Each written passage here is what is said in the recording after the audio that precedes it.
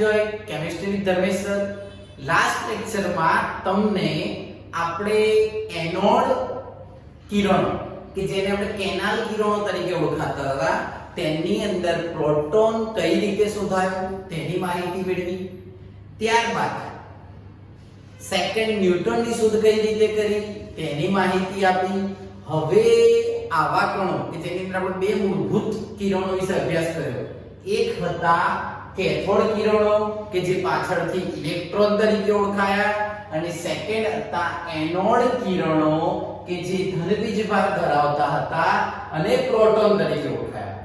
આ બે કિરણોના મૂળભૂત ગુણધર્મો શું છે તેના વિશે આજે આપણે ચર્ચા કરવાની છે. તો સૌપ્રથમ વિચારીએ, દરેકની અંદર મેઇન શબ્દ યાદ રાખી અને આપણે આખી થિયરીને તૈયાર કરીશું. તો કેથોડ કિરણોના ગુણધર્મની અંદર તો તમે જોયું કે કેથોડ કિરણોને જ્યારે ગતિ કરાવવામાં આવે ત્યારે તે સીધી રેખામાં ગતિ કરે છે. તો કેથોડ કિરણો સીધી રેખામાં ગતિ કરે છે.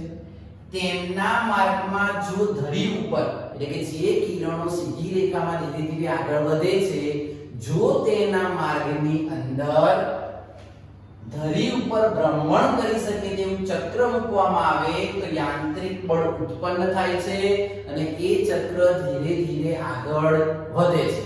ફરીથી એકવાર, કેથોડ કિરણો જ્યારે તેમાં વિદ્યુતીય કે ચુંબકીય ક્ષેત્ર લાગુ પડતા નથી ત્યારે તે સીધી રેખામાં ગતિ કરે છે. આ સીધી રેખામાં ગતિ કરતા કિરણોમાં જો ધરી ઉપર ભ્રમણ કરી શકે તેવું ચક્ર રાખવામાં આવે તો તે યાંત્રિક બળ ઉત્પન્ન કરે છે અને આગળ ખસે છે. કેથોડ કિરણો ઋણ વીજભારિત ધરાવે છે જેને ઇલેક્ટ્રોન કહે છે. આ કિરણો સખત સપાટી ધરાવતા જેવી કે ધાતુઓ કઈ કઈ તો Cu એટલે કોપર, W એટલે ટંગસ્ટન અને મોલિબ્ડેનમ એટલે કે MO ત્યારે એક્સ-રે કિરણો ઉત્પન્ન કરે છે. એટલે કે આવી સપાટી પર જ્યારે ઇલેક્ટ્રોનનો મારો કરવામાં આવે અથવા કેથોડ કિરણોને આપાત કરવામાં આવે ત્યારે તે એક્સ-રે કિરણો એટલે કે ક્ષ કિરણો ઉત્પન્ન કરે છે. કેથોડ કિરણો માટે આપણે E/m નું મૂલ્ય યાદ કરો, કોણે આપ્યું તો જે થોમ્સને. કેટલું આપ્યું તો 1.758 × 1011 કુલમ પ્રતિ કિલોગ્રામ આપ્યું હતું. આ કિરણો ઇલેક્ટ્રોનનો પ્રવાહ છે. એટલે ફાઇનલી ખબર પડી ગઈ કે તે ઇલેક્ટ્રોન તરીકે જ ઓળખવામાં આવે છે અને ઋણ વીજભાર ધરાવે છે. તો ફરીથી એકવાર, કેથોડ કિરણોના ગુણધર્મોમાં સૌથી પહેલો ગુણધર્મ તે સીધી રેખામાં ગતિ કરે છે. સીધી રેખામાં ગતિ કરતા હોય ત્યારે ધરી ઉપર જો ચક્ર મૂકવામાં આવે તો તેમાં યાંત્રિક બળ ઉત્પન્ન થાય છે અને તે આગળ ગતિ કરે છે. તે ઋણ વીજભાર ધરાવે છે જેને ઇલેક્ટ્રોન કહે છે. આ કિરણોને સખત સપાટી ધરાવતી કોપર, ટંગસ્ટન કે મોલિબ્ડેનમ પર પડે ત્યારે ક્ષ કિરણ ઉત્પન્ન કરે છે. તેમાં E/m નું મૂલ્ય 1.758 × 1011 કુલમ પ્રતિ કિલોગ્રામ છે અને આ કિરણો ઇલેક્ટ્રોનનો પ્રવાહ છે જે મૂળભૂત ગુણધર્મો અથવા તેની લાક્ષણિકતા તરીકે દર્શાવી શકાય. આ જ રીતે એનોડ કિરણોના ગુણધર્મો શું છે તો સૌપ્રથમ તે પણ સીધી રેખામાં જ ગતિ કરે છે. બંનેમાં કોમન સ્ટેટમેન્ટ. એનોડ કિરણો દ્રવ્ય કણ છે. એનોડ કિરણો એ શું છે તો દ્રવ્ય કણ છે. આ કિરણો ધન વીજભારિત હોય છે. કેથોડ કિરણો ઋણ વીજભારિત હોય છે, એનોડ કિરણો ધન વીજભારિત હોય છે. આ કિરણોમાં બાહ્ય ચુંબકીય ક્ષેત્રની હાજરીમાં વિચલન દર્શાવે. બાહ્ય ચુંબકીય ક્ષેત્રની હાજરીમાં શું કરે છે તો વિચલન પામે છે. એટલે કે જો તેમાં ચુંબકીય ક્ષેત્ર લાગુ પાડવામાં આવે તો તે વિચલન પામે છે. આ કિરણો ફોટોગ્રાફી પ્લેટ પર અસર કરે છે. તે ફોટોગ્રાફી પ્લેટ પર શું કરશે અસર કરશે જે તમે આગળ રૂથોડફોર્ડના પ્રયોગમાં અભ્યાસ કરશો. આ કિરણો માટે E/m નું મૂલ્ય કેથોડના E/me ના મૂલ્ય કરતા ઓછું હોય છે. એટલે કે ચાર્જ અને દળ નો ગુણોત્તર કેથોડના કણો કરતા એટલે કેથોડ કિરણોના ગુણોત્તર કરતા નીચો જોવા મળે છે. આ કિરણો માટે E/me નું મૂલ્ય વિદ્યુતભારની નળીમાં રહેલા વાયુના સ્વભાવ ઉપર આધાર રાખે છે. કોના ઉપર આધાર રાખે છે તો વાયુના સ્વભાવ ઉપર આધાર રાખે છે. જ્યારે વીજભાર નળીમાં હાઇડ્રોજન વાયુ હોય ત્યારે E/me નું મૂલ્ય મહત્તમ હોય છે, કારણ કે હાઇડ્રોજનનું દળ સૌથી ઓછું હોય માટે ભાગાકાર સૌથી ઓછા તરફ લઈ શકાય, એટલે એનું મૂલ્ય મહત્તમ થાય, કારણ કે દળ વડે ચાર્જને ભાગવાના છે અને હાઇડ્રોજનનું દળ સૌથી ઓછું હોય એટલે ઓછી સંખ્યા વડે ભગાય એટલે એનું મૂલ્ય કેવું મળે તો મહત્તમ. તો ફરીથી એકવાર વિદ્યાર્થી મિત્રો બે પ્રકારના કિરણોના ગુણધર્મો સમજવાના છે, કેથોડ અને એનોડ. ચલો બંને સીધી રેખામાં ગતિ કરે છે. આની અંદર જો ધરી પર ચક્ર મૂકવામાં આવે તો યાંત્રિક બળ ઉત્પન્ન થાય છે. આ કિરણો ધન વીજભારિત છે અને દ્રવ્યમાન છે. આ ઋણ વીજભારિત છે, ઇલેક્ટ્રોન છે. આ ક્રમોની અંદર ફોટોગ્રાફિક પ્લેટ પર અસર થાય છે. બાહ્ય ચુંબકીય ક્ષેત્રમાં વિચલન ઉદ્ભવે છે. આ કોપર, ટંગસ્ટન અને મોલિબ્ડેનમ જેવી સખત સપાટી પર આપાત કરો તો ક્ષ-કિરણ ઉત્પન્ન કરે છે. અહીં E/me નું મૂલ્ય 1.75 8 × 1011 કુલમ પ્રતિ કિલોગ્રામ છે, જે ઇલેક્ટ્રોનનો પ્રવાહ છે. ત્યારે અહીં E/me નું મૂલ્ય કેથોડ કિરણો કરતા ઓછું છે. તે વીજભાર નળીના સ્વભાવ ઉપર આધાર રાખે છે, એટલે કે વાયુના સ્વભાવ ઉપર આધાર રાખે છે, અને E/me નું મૂલ્ય હાઇડ્રોજન વાયુ માટે મહત્તમ મળે છે. તો આ રીતે તમે આ બંને પ્રશ્નોને સમજાવી શકો છો. વિદ્યાર્થી મિત્રો, હવે ફરીથી એકવાર આપણે કહે છે, મને યાદ રાખો, most IMP for MCQ and examples. કેટલી કિંમતો છે જે પ્રાયોગિક રીતે મળેલી છે, જેને આપણે યાદ રાખવાની છે, અને બંને વર્ષ દરમિયાન આ કિંમતો તમને એક્ઝામ્પલ અને એમસીક્યુ માં ઉપયોગી થશે, એટલે ખૂબ જ સારી રીતે આ તૈયાર કરવાની થાય. તો આપણે જોઈએ કે કોઈ પણ પરમાણુમાં ત્રણ મૂળભૂત ઘટક રહેલા હોય. એક ઘટક હોય છે ઇલેક્ટ્રોન, ત્યારબાદ હોય છે પ્રોટોન અને ન્યુટ્રોન. ખાસ યાદ રાખવાની બાબત, અપવાદ તરીકે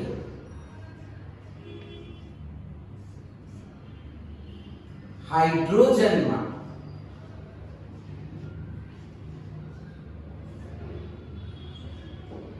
ન્યુટ્રોન હોતા નથી, માત્ર તેમાં પ્રોટોન અને ઇલેક્ટ્રોન જોવા મળે છે. તે બંનેની સંખ્યા 1 હોય છે. બાકી બધા જ ઘટકોમાં અથવા બધા પરમાણુઓમાં ત્રણ ઘટક જોવા મળે, પ્રોટોન, ન્યુટ્રોન અને ઇલેક્ટ્રોન. તો સૌપ્રથમ વાત કરીએ ઇલેક્ટ્રોન. ઇલેક્ટ્રોનની સંજ્ઞા E છે. તે ક્યાં જોવા મળે તો કેન્દ્રની આસપાસ નિશ્ચિત કક્ષામાં તે ગતિ કરતો હોય છે. તો માની લો કે આ કેન્દ્ર છે.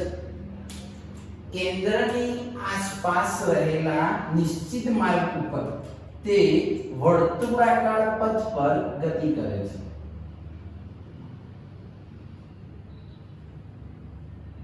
તો એક કેન્દ્ર છે, તેની આસપાસ નિશ્ચિત વર્તુળાકાર માર્ગ જેને કક્ષા કહે છે. આ કક્ષામાં ઇલેક્ટ્રોન ગતિ કરતો હોય છે, એટલે કે તેનું સ્થાન ક્યાં છે તો કેન્દ્રની આસપાસ. જ્યારે પ્રોટોન તેને p વડે દર્શાવાય છે, એટલે કે તેની સંજ્ઞા p છે. ન્યુટ્રોન તેની સંજ્ઞા n છે, અને તે બંનેના સ્થાન કેન્દ્રમાં છે. પ્રોટોન અને ન્યુટ્રોન ક્યાં રહેલા છે તો કેન્દ્રમાં, જેને કેન્દ્ર કોણ કહેવાય, નાભી પણ કહે છે, અને ઇંગ્લિશમાં તેને ન્યુક્લિયસ તરીકે પણ ઓળખવામાં આવે છે. તો પ્રોટોન અને ન્યુટ્રોન કેન્દ્રમાં હોય છે, ઇલેક્ટ્રોન બાહ્યતમ કક્ષામાં હોય છે. ત્યારબાદ નિરપેક્ષ ભાર. તમે ઇલેક્ટ્રોનનો નિરપેક્ષ ભાર RA મિલિકન ઓઇલ ડ્રોપ્સ એક્સપેરિમેન્ટ એટલે કે પ્રયોગ દ્વારા શીખ્યા કે મિલિકન નામના વૈજ્ઞાનિકે તેલી બિંદુનો પ્રયોગ કરી તેનો વીજભાર સાબિત કર્યો કે -1.6022 × 10⁻⁻19 કુલમ છે. કોનો વીજભાર તો ઇલેક્ટ્રોનનો. આ જ રીતે પ્રોટોનનો તેની તે જ વેલ્યુ છે, માત્ર માઈનસની જગ્યાએ +1.62 × 10⁻⁻19 કુલમ. જ્યારે ન્યુટ્રોનની એ વીજભારની દ્રષ્ટિએ તટસ્થ હોય છે, તેના પર કોઈ જ વીજભાર આવેલો નથી. જો તમે સાપેક્ષ ભાર લખો તો ઇલેક્ટ્રોન માટે હંમેશા -1 લેવામાં આવે છે, પ્રોટોન માટે હંમેશા +1 લેવામાં આવે છે અને ન્યુટ્રોન એ વીજભારની દ્રષ્ટિએ તટસ્થ હોવાને કારણે તેની અંદર 0 લેવામાં આવશે. હવે વિચારીએ દર કિલોગ્રામમાં. તો દર કિલોગ્રામમાં હોય ત્યારે યાદ રાખવાનું કે ઇલેક્ટ્રોનનું દળ સાબિત થયેલું છે 9.10939 ગુણ્યા 10⁻31 કિલોગ્રામ. ખાસ યાદ રાખજો, ઘણીવાર તેની વેલ્યુ 9.11 પણ આપી છે, કારણ કે 9 છે તો આગળ 1 લખાય. આ જ વસ્તુને જો તમને ગ્રામમાં પૂછે તો કિલોગ્રામ કરતા ગ્રામ નાનો એકમ હોવાને કારણે તેની વેલ્યુ થશે 9.10939 ગુણ્યા 10⁻³ ઘટે એટલે થઈ જશે 10⁻28 ગ્રામ. જો કિલોગ્રામમાં હોય તો તમે એવું કહી શકો છો કે 10⁻31 અને ગ્રામમાં હોય તો 10⁻28 ગ્રામ. આ જ રીતે ઇલેક્ટ્રોનનું દળ પ્રોટોનનું દળ ઇલેક્ટ્રોનની સરખામણીમાં વધારે છે 1.67262 ગુણ્યા 10⁻27 કિલોગ્રામ છે. ન્યુટ્રોનનું દળ પ્રોટોન કરતા સહેજ વધારે છે 1.67493 ગુણ્યા 10⁻27. પાછળના ત્રણ આંકડાનો ડિફરન્સ અહીંયા 262 આવે જ્યારે અહીંયા 493 આવે. તો ફરીથી એકવાર ઇલેક્ટ્રોનનું દળ 9.10939 ગુણ્યા 10⁻31 કિલોગ્રામ, જ્યારે કિલોગ્રામ એકમમાં હોય, ગ્રામમાં હોય ત્યારે 9.10939 ગુણ્યા 10⁻28 ગ્રામ લઈ શકાય છે. જો તેનું દળ પ્રોટોન માટે વિચારો તો 1.67262 ગુણ્યા 10⁻27 કિલોગ્રામ છે. ન્યુટ્રોન માટે વિચારો તો 1.67493 ગુણ્યા 10⁻27 કિલોગ્રામ છે. ત્યારબાદ વિચારીએ દળ U. તમે પહેલા ચેપ્ટરમાં શીખશો U એ યુનિફાઈડ માસ છે અને તેની અંદર ઇલેક્ટ્રોનનું દળ નહિવત 0.31054 છે, જ્યારે પ્રોટોનનું દળ વિચારો તો 1.00727 છે. ન્યુટ્રોનનું દળ વિચારો તો 1.00867 છે. તો આ સાપેક્ષ એટલે કે દળ U માં યુનિફાઈડ માં છે તો 0.00054 1.00727 1.00867 આવે છે અને આશરે દળ વિચારો તો ન્યુટ્રોનનું નહિવત એટલે 0, પ્રોટોનનું 1 અને ન્યુટ્રોનનું 1 લેવામાં આવે છે. આ રીતે તમે આ તત્વોના એટલે કે મૂળભૂત કણોના સંજ્ઞા, સ્થાન, નિરપેક્ષ ભાર, સાપેક્ષ ભાર, દળ, ANU માં દળ એટલે યુનિફાઈડ દળ અને આશરે દળની ગણતરી કરી શકાય છે. ફરીથી MCQ માટે મોસ્ટ ટાઈમલી છે એટલે કમ્પલસરી 2 વાર લખી. વિદ્યાર્થી મિત્રો, હવે આપણે પરમાણ્વીય ક્રમાંક અને દળ ક્રમાંકની માહિતી મેળવવાની છે, જેને આપણે એક્ઝામ્પલમાં એપ્લાય કરીશું. એટલે તમે કહી શકો છો કે એક્ઝામ્પલ માટે આ ટોપિક IMP છે. તો સૌપ્રથમ પરમાણ્વીય ક્રમાંક Z કોને કહેવો તેને સમજતા પહેલા આપણે કેટલીક બેઝિક માહિતી મેળવીએ જે તમે જાણો છો, પણ ફરીથી આપણે એકવાર રિમાઇન્ડ કરવાની છે. પરમાણુનું સમગ્ર દળ સૂક્ષ્મ દળ ધરાવતા કેન્દ્રમાં કેન્દ્રિત થયેલું હોય છે. તમે અહીંયા વિચારી શકો છો કે કોઈ એક પરમાણુ તમે વિચારવામાં આવે અને તેની આસપાસ કોઈ એક કક્ષા વિચારવામાં આવે. તો હમણાં તમને કીધું હતું તેમ કેન્દ્રમાં છે પ્રોટોન અને ન્યુટ્રોન અને બાહ્યતમ કક્ષામાં ઇલેક્ટ્રોન છે. હવે તમે જો દળ જોયું હોય તો તમને ખ્યાલ આવશે કે ઇલેક્ટ્રોનનું દળ એ પ્રોટોન અને ન્યુટ્રોનની સરખામણીમાં ખૂબ જ ઓછું હતું, એટલે તેને અવગણી નાખો તો પણ ચાલે. એટલા માટે તેમણે કીધું કે પરમાણુનું સમગ્ર દળ ખૂબ જ સૂક્ષ્મ દળ ધરાવતા કેન્દ્રમાં કેન્દ્રિત થયેલું હોય છે, જેને આપણે સાબિત રુથોડ-કોન્ડના પ્રયોગ દ્વારા કરીશું. કેન્દ્રમાં પ્રોટોન અને ન્યુટ્રોન હોય છે, જે આપણે માહિતી મેળવી કે કેન્દ્રમાં શું આવેલું હોય છે તો પ્રોટોન અને ન્યુટ્રોન. જ્યારે બાહ્યતમ કક્ષામાં ઇલેક્ટ્રોન વર્તુળાકાર પથ પર ગતિ કરતા જોવા મળે છે. તો કેન્દ્રમાં ધન વીજભાર પ્રોટોનને આધારે હોય છે, કારણ કે ન્યુટ્રોન વિદ્યુતીય રીતે તટસ્થ હોય છે.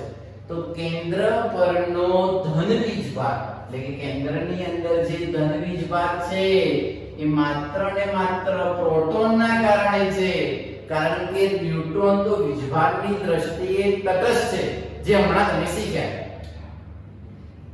અને કેન્દ્રનો ધન વીજભાર અને બાહ્યતમ કક્ષાના ઇલેક્ટ્રોનનો ઋણ વીજભાર સમાન હોય છે, માત્ર તેમના ચિહ્નો વિરુદ્ધ હોય છે.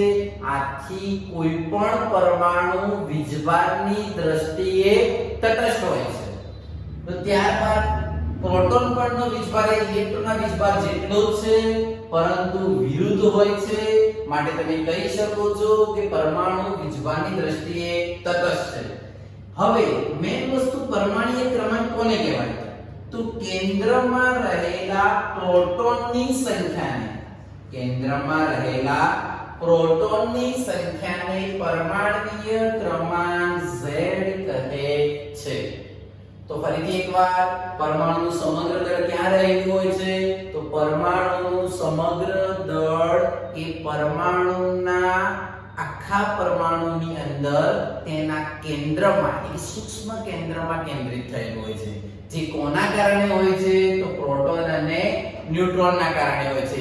અને બાહ્યતમ કક્ષામાં ઇલેક્ટ્રોન છે, પણ એનું વજન ખૂબ જ ઓછું હોવાને કારણે પ્રોટોન અને ન્યુટ્રોનની સરખામણીમાં અવગણી શકાય તેટલું હોય છે. માટે પરમાણુના મોટા ભાગનું દળ તેના કેન્દ્રમાં હોય છે, જે પ્રોટોન અને ન્યુટ્રોનના કારણે જોવા મળે છે. હવે આ પરમાણ્વીય ક્રમાંક એ કોના બરાબર હોય છે? તો પ્રોટોનની સંખ્યાને બરાબર. દાખલા તરીકે હાઇડ્રોજનનો પરમાણ્વીય ક્રમાંક 1 હોય તો એમાં પ્રોટોન 1 હોય. હિલિયમનો પરમાણુ ક્રમાંક 2 છે, તેમાં પ્રોટોનની સંખ્યા 2 છે. યુરેનિયમનો પરમાણુ ક્રમાંક 92 છે, તો તેની અંદર પ્રોટોનની સંખ્યા 92 છે. ઝેનોનનો પરમાણુ ક્રમાંક 54 છે, તો તેમાં પ્રોટોનની સંખ્યા 54 છે.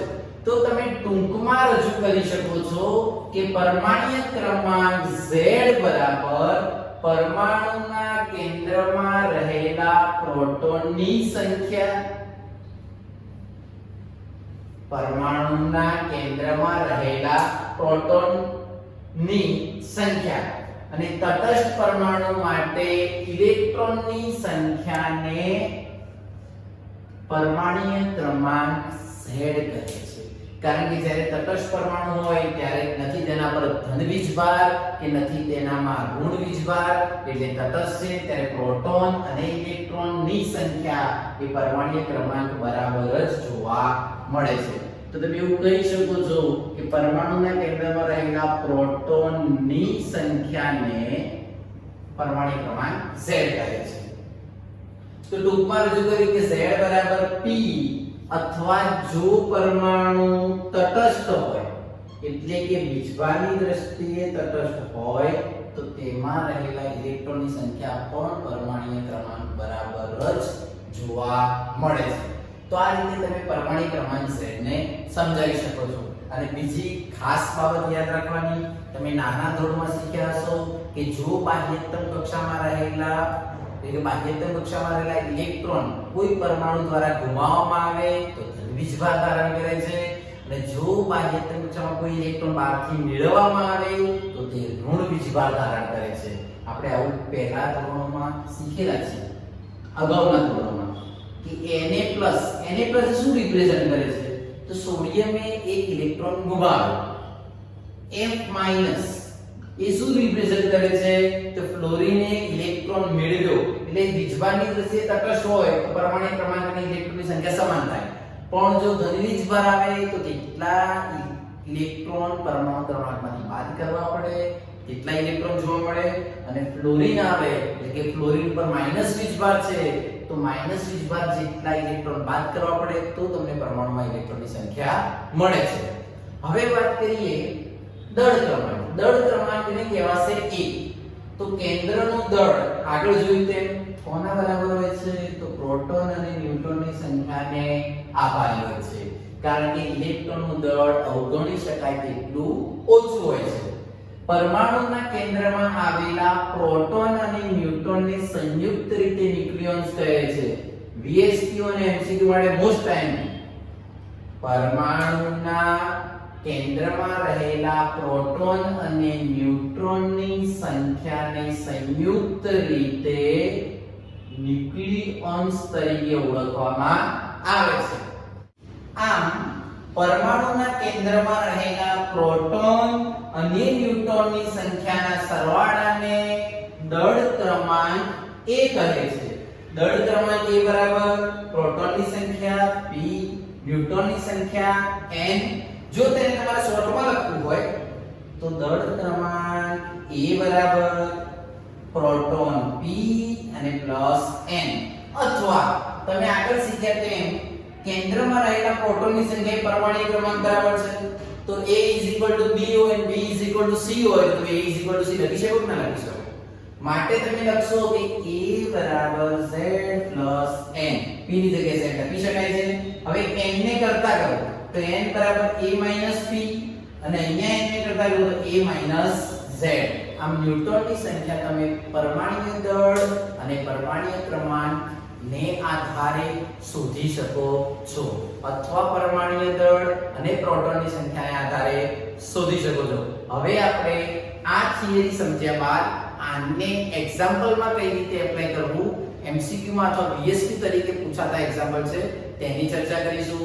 તો ખાસ બંને ડેફિનેશન મગજમાં ક્લિયર થઈ જવી જોઈએ કે પ્રોટોનની સંખ્યા એ પરમાણુય ક્રમાંક દર્શાવે છે, પ્રોટોન અને ન્યુટ્રોનની સંખ્યાનો સરવાળો એ દળ ક્રમાંક દર્શાવે છે, અને ન્યુટ્રોન શોધવા માટે તમે દળ ક્રમાંક માઈનસ પ્રોટોન અથવા દળ ક્રમાંક માઈનસ z એટલે પરમાણુય ક્રમાંક કરી શકો છો. વિદ્યાર્થી મિત્રો, આપણે જેને પરમાણુય ક્રમાંકને z તરીકે અને દળ ક્રમાંકને a તરીકે દર્શાવતા હતા, a બરાબર p m અને a બરાબર z n, અને જો n ને કરતા કરો તો a z અથવા a p તરીકે તમે દર્શાવી શકો છો. આને એક્ઝામ્પલ તરીકે કઈ રીતે એપ્લાય કરી શકાય તે શીખવાનું છે.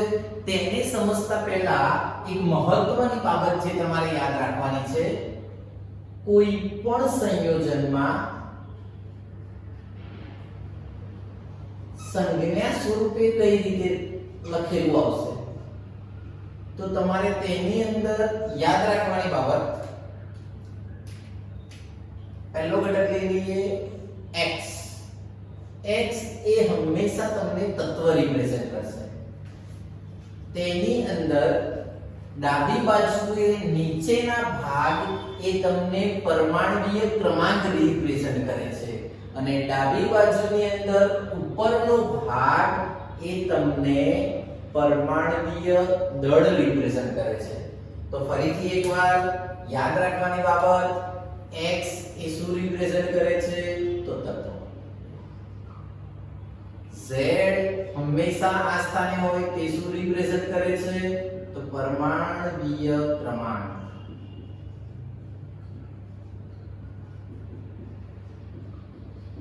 અને a રિપ્રેઝન્ટ કરે છે દળ ક્રમાંક, જેના વિશેની આપણે હમણાં માહિતી મેળવી હતી. હવે પરીક્ષામાં તમને પ્રશ્ન પૂછાય, પ્રથમ આપેલ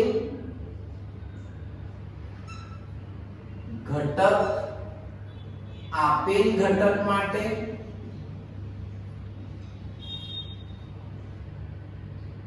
પ્રોટોન, ન્યુટ્રોન અને ઇલેક્ટ્રોન ની સંખ્યા શોધો. આપેલ ઘટક માટે પ્રોટોન, ન્યુટ્રોન અને ઇલેક્ટ્રોનની સંખ્યા શોધો. તો કઈ રીતે શોધી શકાય? તો તેની અંદર સૌથી પહેલું તમારી સમક્ષ છે Na. અહીંયા 11 આવશે, અહીંયા 23 આવશે.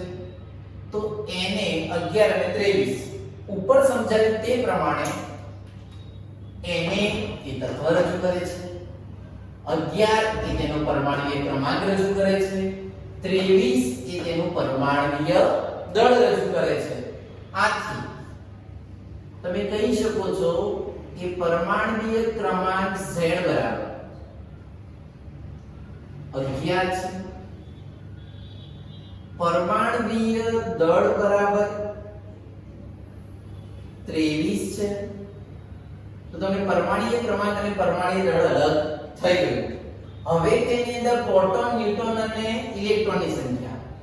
તો Z P એટલે કે જેટલા પ્રોટોન હોય એટલો જ પરમાણુય ક્રમાંક હોય. તો Z બરાબર 11 છે તો પ્રોટોનની સંખ્યા પણ 11 મળશે. આ જ રીતે જો પરમાણુ વીજભારની દ્રષ્ટિએ તટસ્થ હોય, આના પર ધન કે ઋણ વીજભાર તમને જોવા મળતો નથી, માટે Z E સૂત્રમાં શીખ્યા હતા તે પ્રમાણે, તો તેમાં ઇલેક્ટ્રોનની સંખ્યા પણ 11 થશે. ત્યારબાદ શોધવો છે ન્યુટ્રોન. તો ન્યુટ્રોન બરાબર A Z, હમણાં સૂત્ર શીખ્યા તે પ્રમાણે. તો કિંમત એપ્લાય કરીએ. ચલો A બરાબર કેટલા છે? તો 23. Z બરાબર કેટલા છે? તો 11. ચલો 23 માંથી 11 બાદ કરતા તમને ન્યુટ્રોનની સંખ્યા મળશે 12. તો તમે કહી શકો છો કે સોડિયમમાં ન્યુટ્રોનની સંખ્યા કેટલી છે? તો 12 છે. તો ફરીથી એકવાર, સોડિયમ એ તત્વ X રિપ્રેઝન્ટ કરે છે, 11 એ તેનો પરમાણુય ક્રમાંક રજૂ કરે છે, A એ તેનું પરમાણુય દળ રજૂ કરે છે. જેની અંદર Z બરાબર 11, A બરાબર 23, તો Z P એટલે કે જેટલો પરમાણુય ક્રમાંક એટલા જ પ્રોટોન, તો તેની સંખ્યા 11 થશે. તટસ્થ પરમાણુ માટે જેટલા પરમાણુય ક્રમાંક એટલા જ ઇલેક્ટ્રોન, તો તેની સંખ્યા પણ 11 થશે. અને ન્યુટ્રોન બરાબર A Z, તો 23 - 11 તો ન્યુટ્રોનની સંખ્યા મળી 12. આ રીતે તમે સંયોજનની અંદર પ્રોટોન, ન્યુટ્રોન અને ઇલેક્ટ્રોનની સંખ્યા શોધી શકો છો. બીજું ઉદાહરણ લઈએ. સપોઝ મેગ્નેશિયમ પરમાણુય ક્રમાંક 12 છે અને પરમાણુય દળ 24 છે. તો આ સંયોજનની અંદર તમને શોધવાનું કે તો ફરીથી પહેલા થાય કે Z અને A. ચલો આ દર્શાવે છે Z, તો Z બરાબર કેટલા આવશે? તો 12. A બરાબર કેટલા આવશે? તો 24. તેના પરથી તમારે પ્રોટોન, ન્યુટ્રોન અને ઇલેક્ટ્રોન શોધવાના છે. તો Z P એટલે કે પ્રોટોનની સંખ્યા 12, પરમાણુ તટસ્થ છે એટલે ઇલેક્ટ્રોનની સંખ્યા પણ 12 થાય અને ન્યુટ્રોનની સંખ્યા થશે A Z એટલે કે 24 - 12 એટલે ન્યુટ્રોનની સંખ્યા આવશે 12. અને આ રીતે તમે ન્યુટ્રોનની સંખ્યાને ડિફાઇન કરવી હોય તો કરી શકો છો. હવે આગળ વિચારીએ તો આની અંદર એક ટ્વિસ્ટ લઈએ. માની લો કે તમને કોઈ આયન આપ્યું છે S-2, અહીંયા લખ્યા છે 16 અને અહીંયા લખ્યા છે 32. હવે આ સંયોજન માટે પ્રોટોન, ન્યુટ્રોન અને ઇલેક્ટ્રોનની સંખ્યા કઈ રીતે શોધવી તેના વિશે ચર્ચા કરીએ. પરંતુ એ સમજતા પહેલા ફરીથી તમને આ ઇમોશન સમજાવે છે. મને યાદ રાખો, તેની અંદર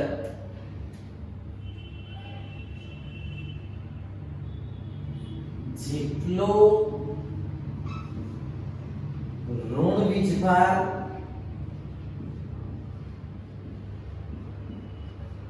હોય તેટલા ઇલેક્ટ્રોન પરમાણુય ક્રમાંકમાં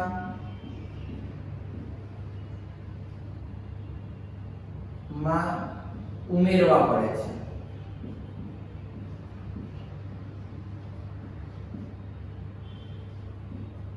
યાદ રાખવાની બાબત છે. જેટલો ઋણ વીજભાર હોય એટલા પરમાણ્વીય ક્રમાંકમાં ઉમેરવો પડે. કેમ આવું કરવું પડ્યું? તો -2 એ શું દર્શાવે છે કે સલ્ફરે 2 ઇલેક્ટ્રોન મેળવ્યા.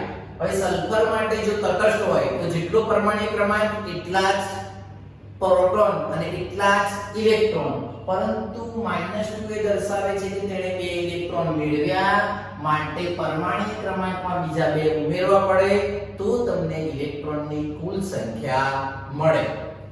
આ જ રીતે જેટલો ધન વીજભાર હોય, જેટલો ધન વીજભાર હોય તેટલા ઇલેક્ટ્રોન પરમાણ્વીય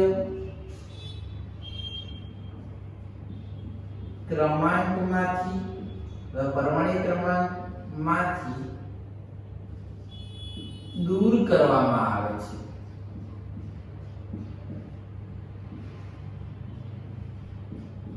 ફરીથી એ જ લોજિક. તટસ્થ પરમાણુ માટે જેટલો પરમાણ્વીય ક્રમાંક એટલા જ ઇલેક્ટ્રોન, પણ ધન વીજભાર એવું રિપ્રેઝન્ટ કરે છે કે તેણે તેટલા ઇલેક્ટ્રોન ગુમાવ્યા, એટલે ગુમાવેલા ઇલેક્ટ્રોન પરમાણ્વીય ક્રમાંકમાંથી બાદ કરતા તમને ધન વીજભાર આયનમાં રહેલા ઇલેક્ટ્રોનની સંખ્યા મળે છે.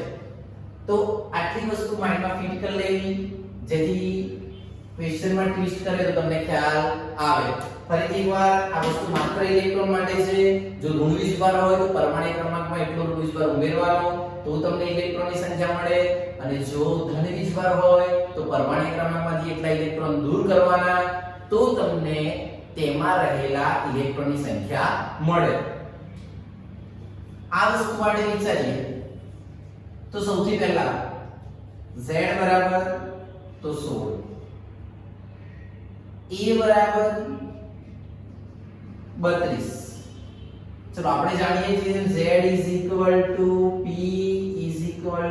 16, એટલે કે સલ્ફરનો પરમાણ્વીય ક્રમાંક 16 છે, માટે તેમાં પ્રોટોન પણ 16 છે. તેમાં ન્યુટ્રોન શોધવા હોય તો ન્યુટ્રોન બરાબર A P, એટલે કે 32 - 16, તો ન્યુટ્રોનની સંખ્યા થઈ જશે 16. હવે વાત કરીએ ઇલેક્ટ્રોનની.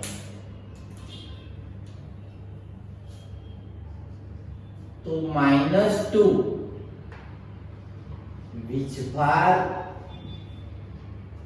હોવાથી, -2 વીજભાર હોવાથી તેણે 2 ઇલેક્ટ્રોન મેળવ્યા, અને જો 2 ઇલેક્ટ્રોન મેળવે તો ઇલેક્ટ્રોનની સંખ્યા 16 તો હતી જ, અને એણે 2 મેળવ્યા માટે થશે 18. આ રીતે જો ઋણ વીજભાર હોય તો વીજભાર જેટલા ઇલેક્ટ્રોન ઉમેરી અને તમે ઇલેક્ટ્રોનની કુલ સંખ્યા શોધી શકો છો. બીજું ઉદાહરણ લઈએ.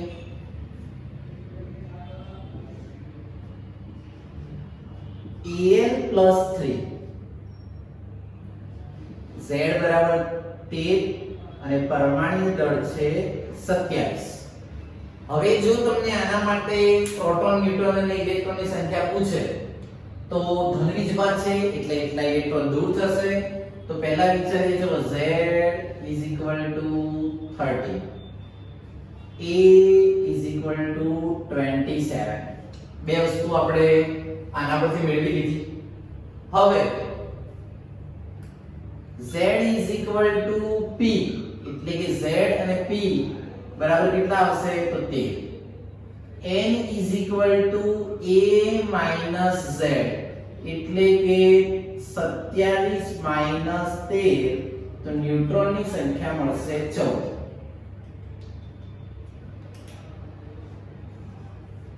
ત્યારબાદ +3 વીજભાર હોવાથી, તો +3 વીજભાર હોવાથી તમે એવું કહી શકો છો કે તેણે 3 ઇલેક્ટ્રોન ગુમાવ્યા, અને 3 ઇલેક્ટ્રોન ગુમાવે તો તો ઇલેક્ટ્રોન તમારી જોડે પરમાણુ ક્રમાંક 13 છે, તેમાંથી 3 ગુમાવશે તો ઇલેક્ટ્રોનની સંખ્યા મળશે 10. આમ વિદ્યાર્થી મિત્રો, આ 4 ઉદાહરણ દ્વારા તમે સમજી શક્યા હશો કે પ્રોટોન, ન્યુટ્રોન અને ઇલેક્ટ્રોનની સંખ્યા કઈ રીતે શોધી શકાય. હજુ પણ આપણે વધુ ઉદાહરણ. વિદ્યાર્થી મિત્રો, આપણે સંજ્ઞા પરથી પ્રોટોન, ન્યુટ્રોન અને ઇલેક્ટ્રોનની સંખ્યા શોધતા શીખ્યા. હવે તેનાથી વિરુદ્ધ, જો તમને પ્રોટોન, ન્યુટ્રોન અને ઇલેક્ટ્રોનની સંખ્યા આપી હોય ત્યારે સંજ્ઞા કઈ રીતે શોધી શકાય એ તમને સમજાવે છે. આ NCERT નું ઉદાહરણ છે, એટલે કે આપણી ટેક્સ્ટ બુક નું ઉદાહરણ છે. એક સ્પીસીસમાં ઇલેક્ટ્રોન, પ્રોટોન અને ન્યુટ્રોનની સંખ્યા. ચલો સૌપ્રથમ જણાવો કે ઇલેક્ટ્રોનની સંખ્યા છે 18, પ્રોટોનની સંખ્યા છે 16 અને ન્યુટ્રોનની સંખ્યા પણ 16 છે. આ આપેલી માહિતી છે જેને આપણે ડેટા કહેવાય, જેને આધારે આપણે સંજ્ઞા શોધવાની છે. તો સૌપ્રથમ હમણાં શીખ્યા તેમ z બરાબર p, સો તમે લખી શકો છો કે z બરાબર 16 થયા. પરમાણુ ક્રમાંક 16 ધરાવતું તત્વ કયું? તો તરત તમારા માઇન્ડમાં ક્લિક થાય કે સલ્ફર. ત્યારબાદ વિચારીએ a બરાબર p n, તો પ્રોટોનની સંખ્યા છે 16, ન્યુટ્રોનની સંખ્યા છે 16, તો 32. તો z બરાબર તમને 16 મળ્યા, પ્રોટોન અને ન્યુટ્રોનની સંખ્યાનો સરવાળો કરીને 32 મળ્યા, જેને પરમાણુય દળ કહે છે, જે મળ્યા 32. હજુ આપણે આ સાચો જવાબ નથી. ઇલેક્ટ્રોન જો, ઇલેક્ટ્રોન કેટલા આપ્યા છે? તો 18 ઇલેક્ટ્રોન છે. ખરેખર ઇલેક્ટ્રોન તટસ્થ પરમાણુ માટે કેટલા હોવા જોઈએ? તો પરમાણુય ક્રમાંકને બરાબર. પરંતુ અહીં પરમાણુય ક્રમાંક કરતા 2 ઇલેક્ટ્રોન વધારે છે, આથી તેણે 2 ઇલેક્ટ્રોન